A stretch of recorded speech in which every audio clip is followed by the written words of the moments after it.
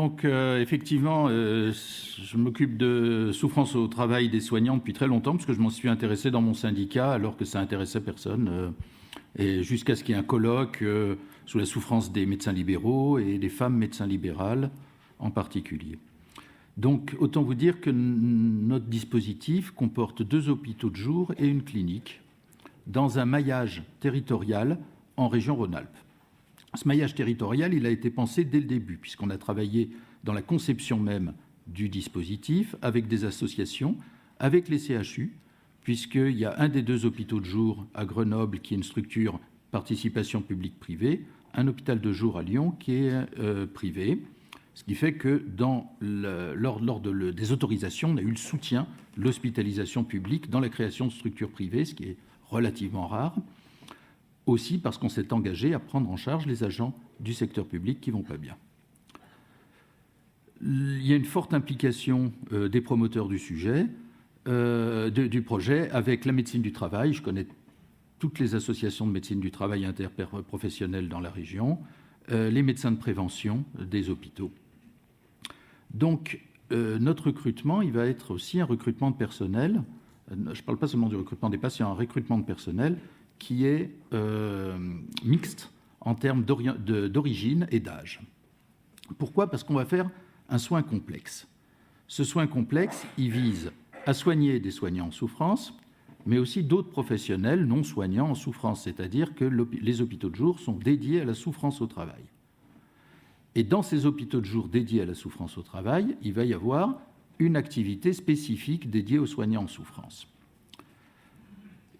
Il va y avoir des entretiens individuels et de groupe, du psychodrame qu'on fait depuis très longtemps et c'est utile, psychodrame et jeu de rôle, du bilan neuropsychologique avec du bilan cognitif, qui me paraît très important également, pour les raisons qu'a dit Olivier, que je rejoins tout à fait.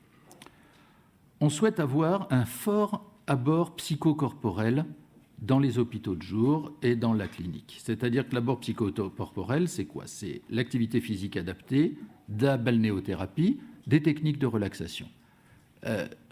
On sait que les gens qui sont soumis à des stress chroniques, d'une manière générale, quel que soit le tableau clinique vers lequel on est amené leur stress chronique, que ce soit des dépressions, burn-out ou autres pathologies, ils ont une hypertonie musculaire constante, ce qui rend compte en partie de la fatigue, puisque cette hypertonie constante, ça génère des troubles musculo-squelettiques, c'est une augmentation considérable du métabolisme de base, et ça entraîne de l'hypertension artérielle, etc. Et donc cet abord physique,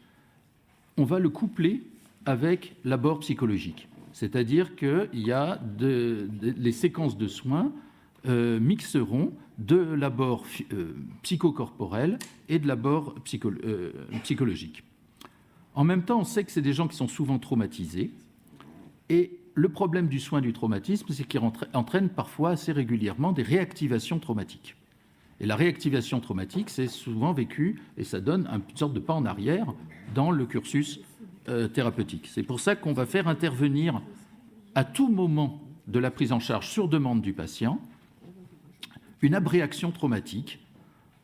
de ce qui s'est passé, soit par EMDR, soit par méthode Tipeee, soit simplement par débriefing, de façon à ce qu'il y ait à tout moment la possibilité de faire appel à ce débriefing. C'est quelque chose que j'ai appris auprès des psychiatres militaires israéliens sur le choc au combat et qu'ils ont généralisé après dans les hôpitaux publics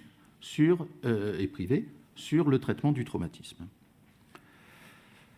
Nous visons également une réhabilitation socio-professionnelle, c'est-à-dire que dans le soin à des professionnels en souffrance et dans le soin à des professionnels de santé en souffrance, il y aura introduit dans le soin au bout d'un moment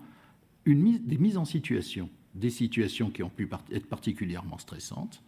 et un accompagnement à la reprise du travail avec des plages horaires d'ouverture compatibles avec la reprise de l'activité professionnelle, parce qu'on prévoit d'ouvrir des groupes entre 18h et 21h, c'est-à-dire des moments où on pourra aussi accueillir des gens qui ont repris l'activité professionnelle presque à temps plein ou à temps partiel et avoir, en thérapie ou en complément de thérapie qu'ils auront organisé par ailleurs, cette possibilité d'accompagnement dans leur travail. Le contexte spécifique d'une hospitalisation de jour dédiée à la souffrance au travail permet l'intérêt également de ne pas faire que des groupes spécifiques de professionnels de santé, mais d'amener ces professionnels de santé à travailler avec d'autres professionnels sur l'évolution de la relation au travail, la pression managériale, l'obligation de répondre sans arrêt à des augmentations de productivité, ce que j'appelle, moi, l'industrialisation du tertiaire, et qu'on voit se répandre de plus en plus dans tous les champs professionnels. Et de travailler sur la question du sens du rapport du sujet au travail dans ce contexte tel qu'il apparaît. Enfin, le développement de l'activité, le fait que je sois depuis longtemps soignante-soignant, va me permettre de proposer assez rapidement l'intervention d'anciens patients experts dans la prise en charge des professionnels de santé en souffrance, ce qui présente également cet intérêt. Enfin, le fait d'avoir conçu l'ensemble du dispositif, les 2 hôpitaux de jour et la clinique avec des liens avec les centres hospitaliers, ça présente aussi l'intérêt de mutualiser des moyens. Alors, les moyens sont importants pour l'hôpital de jour de Lyon, 1200 m², un plateau de balnéothérapie, une salle d'activité physique adaptée, un amphithéâtre, puisqu'on a racheté une école. En fait, donc, il y a un petit amphithéâtre, enfin même assez grand amphithéâtre, où on va faire le théâtre, le chant, des choses comme ça, mais aussi de la formation. La formation à l'éducation thérapeutique également, qui est un élément très important, et la formation à l'éducation thérapeutique de soignants en souffrance, dont des médecins, c'est un niveau de formation, d'éducation thérapeutique particulièrement appuyé. Donc, pour ces 20 places d'hospitalisation de jour, on a prévu 17 équivalents temps plein, ce qui est une dotation en personnel tout à fait considérable pour ça. Dans la coordination des établissements, il y a la question du flux de patients, c'est-à-dire que l'hôpital de jour peut se retrouver en amont ou en aval de l'hospitalisation complète, ou en alternative à l'hospitalisation complète.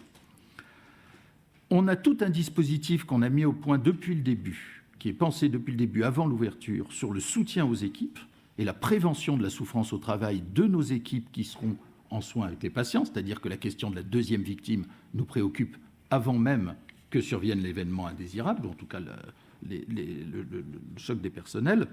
avec la possibilité de les former sur place et de les former dans un autre établissement, parce que parfois c'est utile de pouvoir envoyer quelqu'un faire un stage dans un autre établissement qui travaille un peu de la même façon, mais avec d'autres personnes pour revenir